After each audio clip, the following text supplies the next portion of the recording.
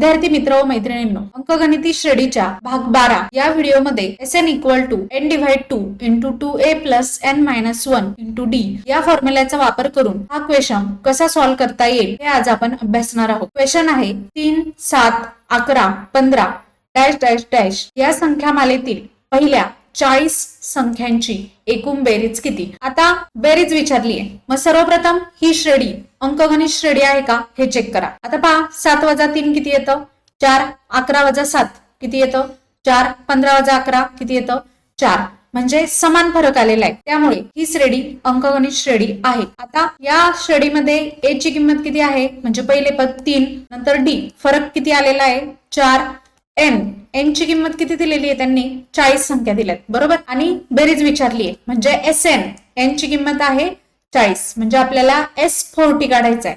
आता आपल्याकडे फॉर्म्युला आहे Sn equal to n divide 2 into 2a plus n minus 1 into d। आता फक्त किमती टाका, n म्हणजे 40, S40 equal to 40 divide 2 into 2 into a ची किंमत आहे 3, 2 इंटू 3 प्लस n मायनस 1 म्हणजे 40 वजा 1 गुणिले d ची किंमत आहे 4।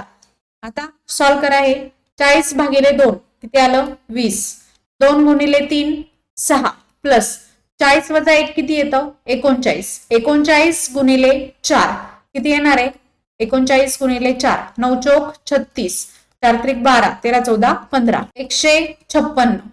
मग आता 20 गुणिले 6 अधिक 156 किती होतं 162, 162 गुणिले 2 बेदुने 4, 6 दुने 12, बे एके बे आणि 3 324 म्हणजेच 3240। S40 म्हणजेच 3, 7, 11, 15 या संख्यामालेतील पहिल्या 40 संख्यांची बेरीज आलेली आहे 3240। अशा प्रकारे अंकगणिती श्रेणीच्या Tn equal to a plus n minus 1 into d आणि Sn equal to n divide 2 into 2a plus n minus 1 into d या दोन फॉर्म्युल्यांच्या मदतीने आपण कोणकोणत्या प्रकारचे एक्झाम्पल सॉल्व्ह करू शकतो हे आपण एकूण 12 व्हिडिओज मध्ये अगदी डिटेल मध्ये समजावून घेतलेले आहे। जर तुम्ही ते व्हिडिओज पाहिलेले नसतील तर ते व्हिडिओ नक्की पहा आणि व्हिडिओ आवडल्यास लाईक करा, शेअर करा आणि आपल्या चॅनेल SA अकॅडमीला नक्की सबस्क्राईब करा, जेणेकरून असेच नवनवीन व्हिडिओ तुमच्यापर्यंत पोहोचतील।